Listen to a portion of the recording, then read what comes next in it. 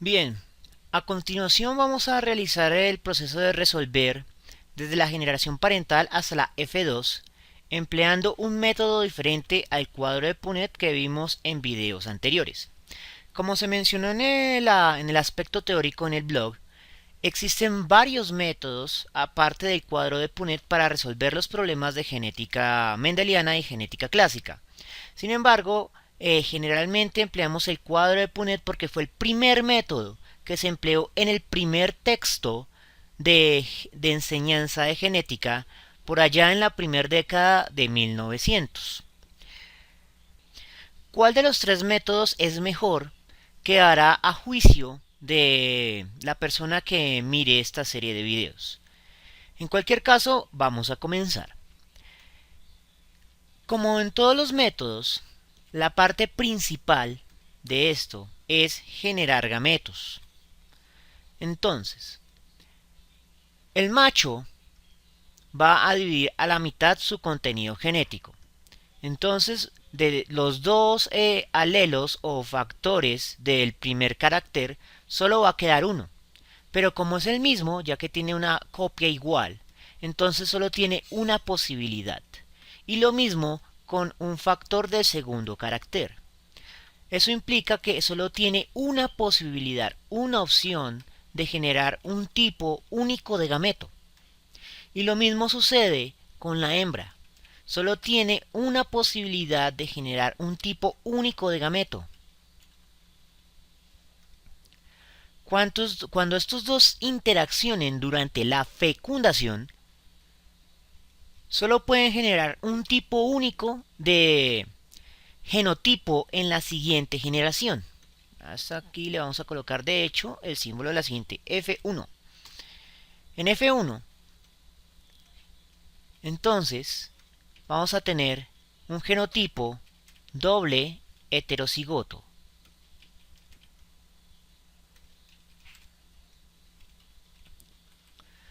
Y el análisis de probabilidad es muy sencillo, ya que tenemos probabilidades certeras, no hay opciones.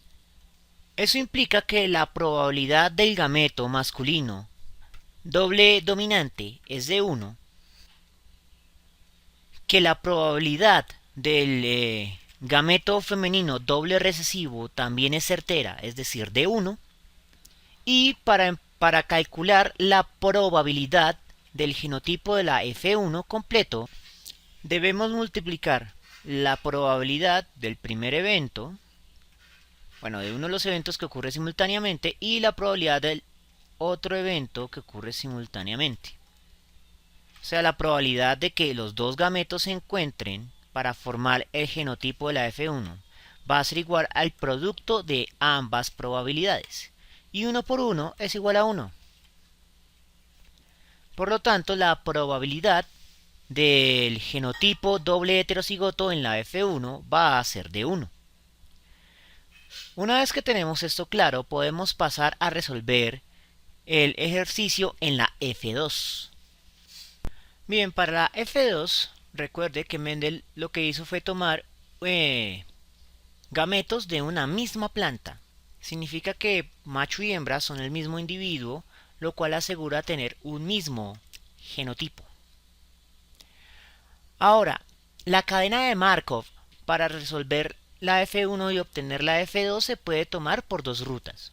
La primera ruta y la más obvia, la que tiene mayor significado biológico, es generar gametos masculinos y femeninos y realizar todas las combinaciones posibles.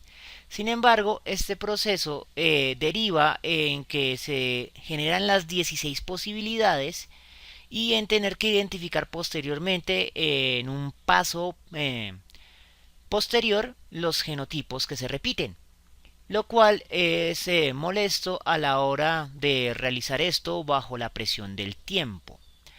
Entonces hay una segunda forma de realizar la cadena de Markov, que lo que no tiene significado biológico y que se basa simplemente en reorganizar los factores para determinar cuáles son las posibles combinaciones.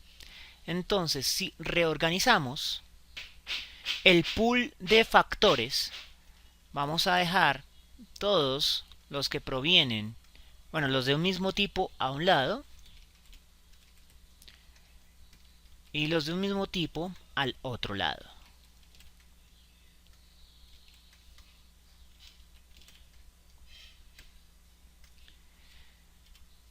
De ese modo podemos reconocer las combinaciones posibles, como si fueran gametos, pero no son gametos, son combinaciones.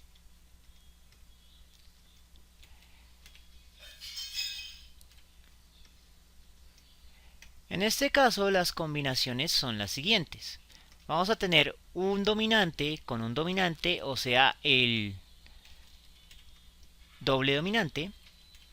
Y si lo reconocen, esto vuelve a ser el cuadrado de la suma que ya habíamos visto en casos anteriores. Entonces su resolución va a ser a al cuadrado dos veces a dominante a recesivo y a al cuadrado recesivo.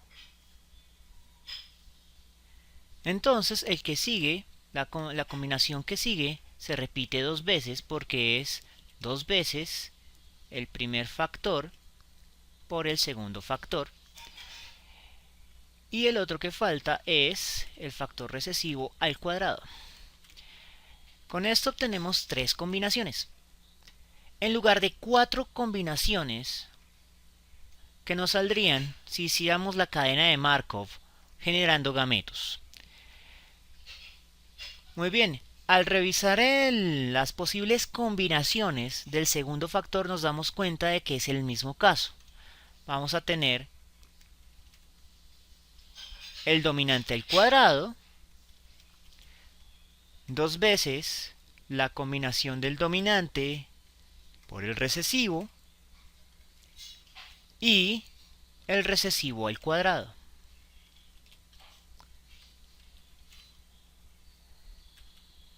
Y ahora lo que hay que hacer es repetir estos tres del segundo carácter con cada uno de los tres del primer carácter, lo cual nos va a arrojar inmediatamente los 9 genotipos posibles sin tener que realizar el paso de conteo, lo cual nos acelera el tiempo y disminuye la probabilidad de cometer errores. De hecho, creo que lo podemos hacer todo en una sola columna, ahorrando incluso el tiempo de escritura. Simplemente copiamos los factores del segundo carácter.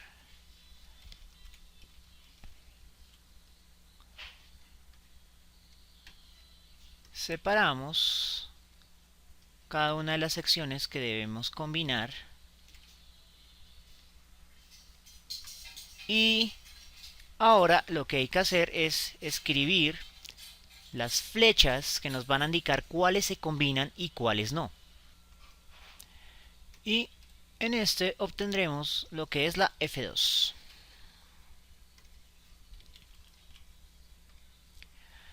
Entonces, aquí ya es simplemente copiar y hacer la plana de forma directa sin tener que pensarlo, lo cual acelera mucho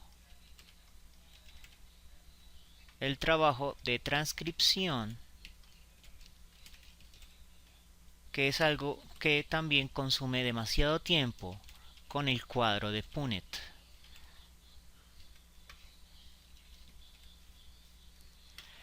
Bien, ya tenemos los 9 genotipos de forma directa. Ahora vamos a encontrar las cantidades respectivas y sus probabilidades respectivas, que como nos daremos cuenta también podemos obtener de forma casi que directa. Primero vamos con el n. El n o cantidad de veces que se repite cada uno de estos genotipos se va a obtener de forma muy semejante a una probabilidad, ya que son multiplicaciones. Si no hay un número que acompaña al respectivo combinatorio, entonces asumimos que es 1. Entonces, por ejemplo, aquí tenemos 1 por 1 va a ser igual a la unidad. 1 por 2 y 1 por 1. 2 por 1, 2 por 2,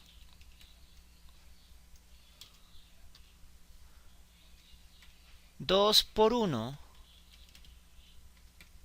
1 por 1, y así sucesivamente, ya que como se pueden dar cuenta es completamente simétrico y repetitivo. Y con esto hemos obtenido el n de cada uno. Y después de obtener el n, podemos obtener un paso antes. Para corroborar que lo estemos haciendo bien, es conveniente sumar. La suma de todos los n's nos debe dar 16, que son las posibles combinaciones del cuadro de Punnett. Entonces aquí tenemos 1, 3 y 4. Y aquí lo mismo, serían 4 y 4 son 8, 9, 10, 11, 12, 13, 14, 15 y 16. Entonces en efecto hemos sumado correctamente, porque hay 16 posibilidades, que sería el n total. Lo que resta es encontrar la probabilidad del genotipo respectivo, dividiendo el n individual de cada uno de los casos entre el n total. Y como mi calculadora sigue funcionando un poco mal, vamos a tener que hacer esto con Excel. Nuevamente, aquí el truco es racionalizar el asunto para no tener que hacer las 16 divisiones. En realidad solo hay que hacer 3 divisiones, porque solo hay 3 posibilidades. 1 entre 16, 2 entre 16 y 4 entre 16. Entonces, 1 entre 16, 2 entre 16 y 4 entre 16. Todos los que sean 1 entre 16, el resultado va a ser 0,0625. 0,0625.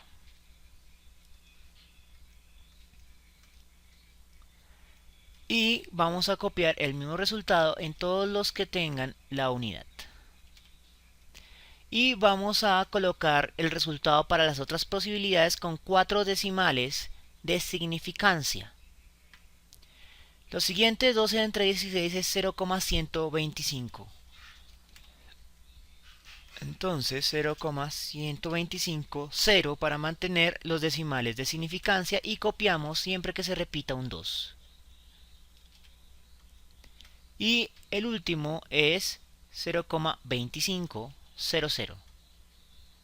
0,25, que es lo que nos arroja el cálculo, y 00 para mantener los decimales de significancia. Finalmente, al sumar todos estos, el resultado debe dar la probabilidad total. Probabilidad total. O podemos hacerlo rápidamente. Tenemos las 3 posibilidades, simplemente es colocar acá a la derecha cuántas veces se repite. Entonces, 0,625 se repite 1, 2, 3 y 4. 0,125 se repite 1, 2, 3 y 4. Y 0,25 solo se repite una vez. Multiplicamos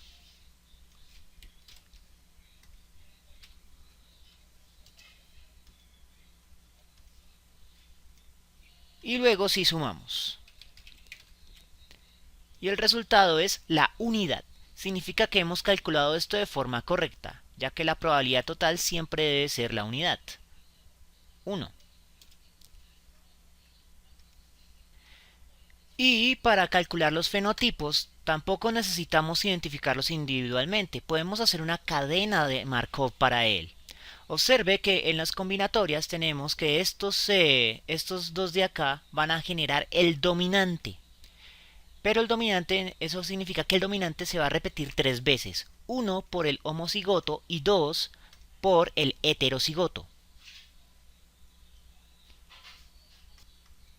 Entonces dibujamos nuestra tabla y colocamos el dominante.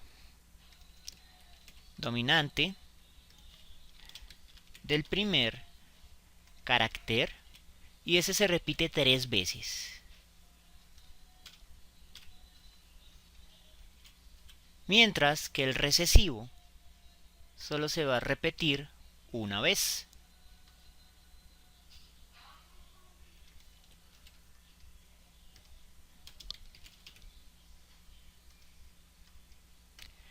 Eso significa que las posibles combinaciones en el segundo carácter son las mismas. Este y este de acá van a formar el dominante. Aquí tenemos 2 más 1 serían 3. Por lo tanto, el dominante se repite 3 veces y el recesivo una sola vez. Entonces, dominante y recesivo.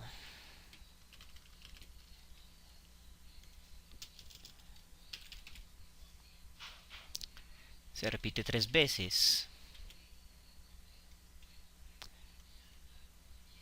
Bueno, vamos a dejar esto acá y este acá. Vamos a darnos un poco más de espacio. Y vamos a colocar lo mismo exactamente en el segundo.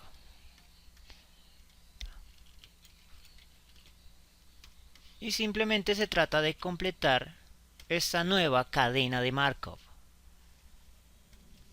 Colocamos las interacciones para cada uno. Bien, disminuimos, bueno, cambiamos la simbología para que nos quedara elegantes las flechas. Dominante, D mayúscula, recesivo, R mayúscula. Bien, entonces, posibles combinaciones. Tenemos dominante, dominante. Tenemos dominante, recesivo.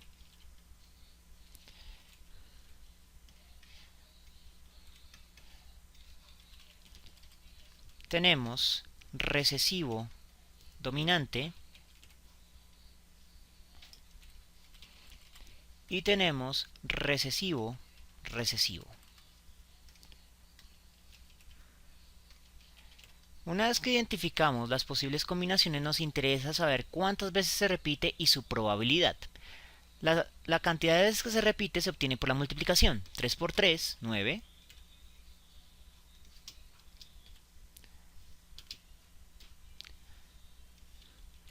3 por 1, 3. 1 por 3, 3.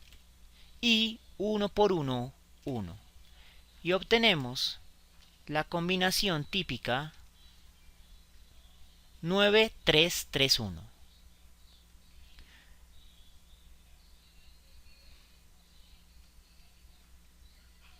Nuevamente vamos a sumar toda esta columna para que nos dé el n total, que debe ser 16. Entonces tenemos 9 y 1, 10, 13, 14, 15 y 16. Significa que hemos sumado correctamente. Y para el cálculo de la probabilidad simplemente repetimos la división entre el n individual de cada caso entre el n total. 9 entre 16, 3 entre 16 y 1 entre 16. 1 entre 16 ya lo habíamos calculado anteriormente, así que no nos molestamos en calcularlo. Entonces lo colocamos. Simplemente debemos calcular 9 entre 16, 9 entre 16, 3 entre 16 y repetimos 1 entre 16. Entonces 9 entre 16 es igual a 0,5625. 0,5625 y 3 entre 16 0,1875. 0,1875 y este se repite. Finalmente, para estar seguros de que hemos calculado correctamente las probabilidades, vamos a sumarlas o hacer las multiplicaciones respectivas y el resultado debe dar 1. Entonces, el 9 entre 16 se repite una vez, 3 entre 16 se repite dos veces y 1 entre 16 se repite una vez. Multiplicamos,